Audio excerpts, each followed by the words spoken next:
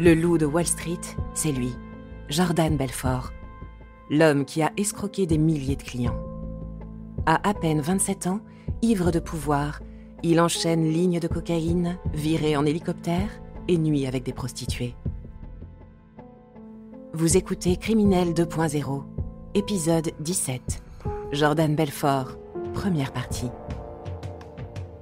Si Jordan Belfort incarne à merveille l'American Dream, c'est parce que cet homme qui a fait trembler la bourse de New York est né ici, dans le Bronx, en 1963. À l'époque, c'est l'un des quartiers les plus pauvres de New York, miné par les guerres de gangs et le trafic de drogue.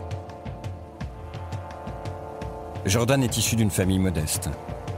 Il est le deuxième fils de Léa et Max Belfort. Et ses parents ont une profession qui va sans doute peser dans sa vie. Ils sont comptables. Jordan va donc grandir en entendant parler d'économie, de finances, de bénéfices. Toute son enfance va être marquée par la misère sociale de son quartier et la peur des fins de mois difficiles.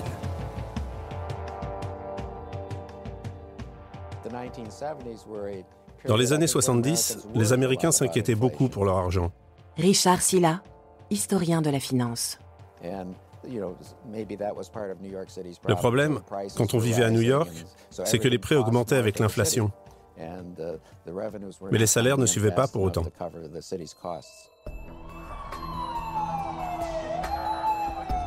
Pour préserver leurs enfants de la délinquance du Bronx, les Belfort décident de déménager. Ils n'ont pas les moyens d'aller au cœur de New York à Manhattan.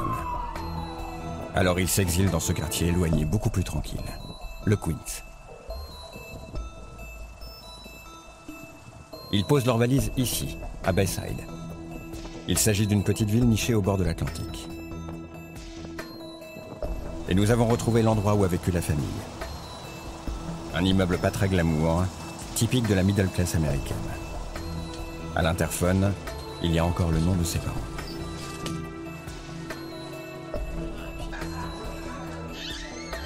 Et là, très vite, Jordan va se révéler être un enfant pas comme les autres. Il est sujet à de terribles crises d'angoisse et dort très peu.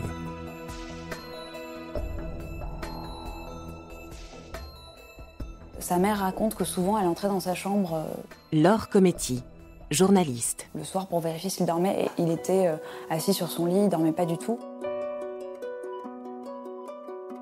Et puis quelque chose va complexer Jordan toute sa vie. Ses origines. Il est juif et il en a un peu honte. Car ceux ici qui ont le pouvoir, ce sont les bourgeois protestants, les fameux WASP, qui habitent les quartiers chics de Manhattan.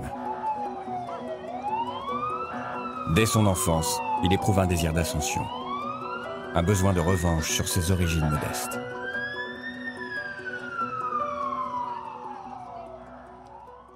Il se décrit comme un petit juif, donc on a l'impression que voilà, il se sent pas à l'aise dans ce corps, il aimerait avoir un corps plus, peut-être qui correspond plus, je sais pas, au canon américain, il aimerait peut-être être grand, blond, élancé, et bon, il est plutôt petit, un peu râblé.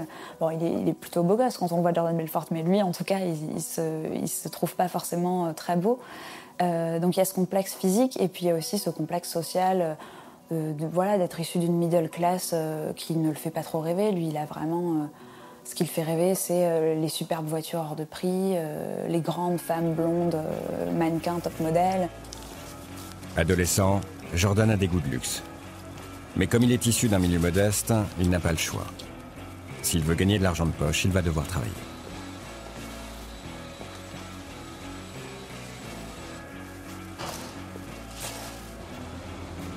Or, l'été de ses 16 ans, une vague de chaleur écrase New York. Jordan achète alors 2 glacières et se rend dans un parc tout près de chez lui.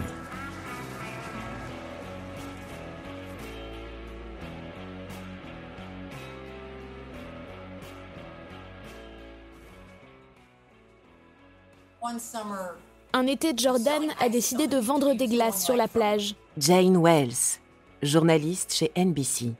Il allait de serviette en serviette, et ça marchait bien. Il est né pour ça, il était très doué. D'ailleurs, ça fonctionnait tellement bien qu'il a embauché des copains pour vendre pour lui. Il n'était qu'un adolescent, mais il a réussi à monter son petit business. À la fin de l'été, c'est l'heure de faire les comptes. Jordan n'avait investi qu'une dizaine de dollars au départ. Au bout de seulement 2 mois, il empoche un incroyable jackpot de 20 000 dollars. Un businessman est né.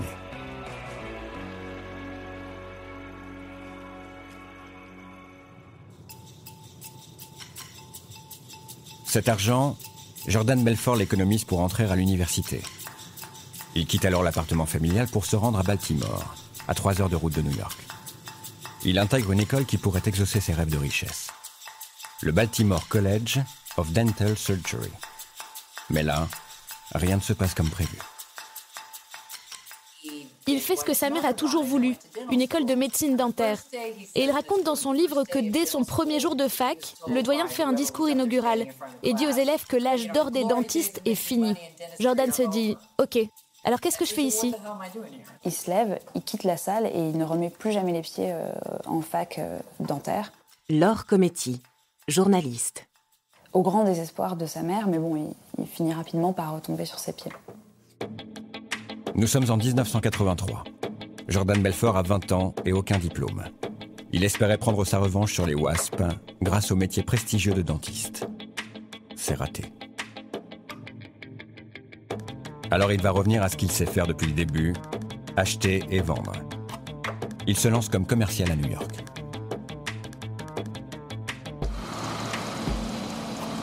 Il parcourt la ville dans un camion pour vendre de la viande et des fruits de mer congelés.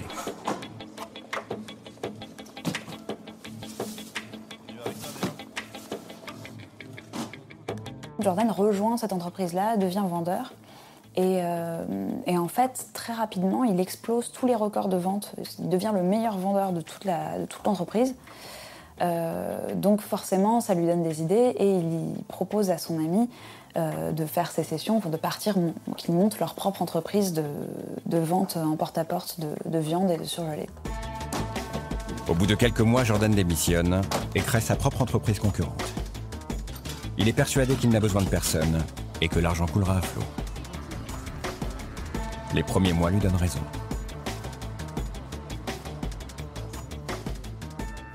Au début, ils ont donc un seul camion et puis finalement, assez rapidement, ils se retrouvent avec 26 camions. Et là, en fait, ils se rendent compte que quand on monte une boîte et qu'on se fournit auprès de grossistes, on peut les payer après avoir vendu. Ils voient là une sorte de levier financier potentiellement très intéressant. L'adolescent complexé et anxieux s'est maintenant transformé en entrepreneur à succès. Avec l'argent qui coule à flot, il a trouvé le moyen de vaincre son complexe d'infériorité. Jordan tient enfin sa revanche et il veut le faire savoir. À seulement 21 ans, il s'offre une Porsche rouge dans laquelle il aime parader dans les rues de Bayside.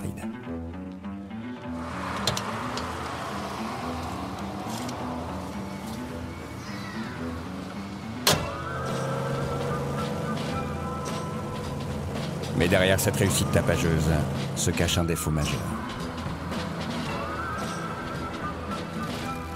Jordan ne pense qu'à l'argent, il se moque des lois.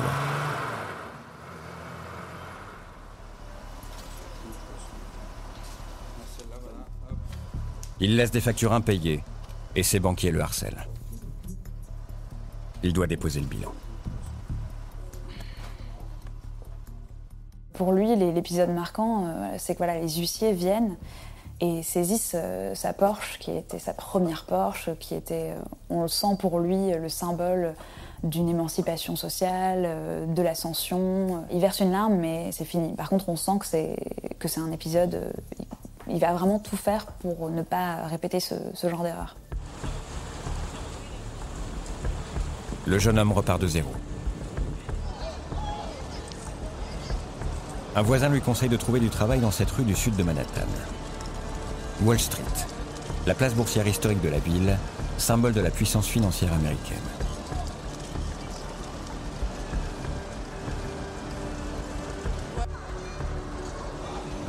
À l'époque, dans les années 80, Wall Street est en pleine ébullition. Tous les New-Yorkais sont convaincus que la bourse a sauvé leur ville de la faillite. Jordan est immédiatement séduit.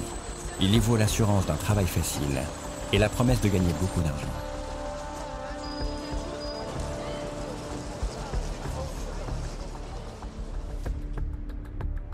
D'autant plus qu'à l'époque, un film dévoile le monde de la finance.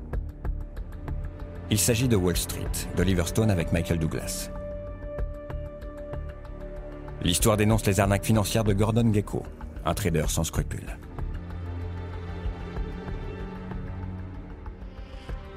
Cela va impressionner Jordan et créer chez lui une vocation.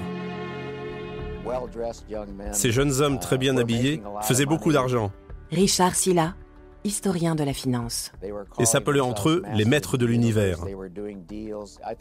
Je pense que le film Wall Street capture vraiment bien ce qui s'est passé. Tout cet argent qu'on gagnait là-bas. Nous sommes en 1987. Jordan a 24 ans. Il monte dans un bus, costume repassé et CV en main. Il est bien décidé à conquérir Wall Street. C'est à ce moment précis que son destin va basculer.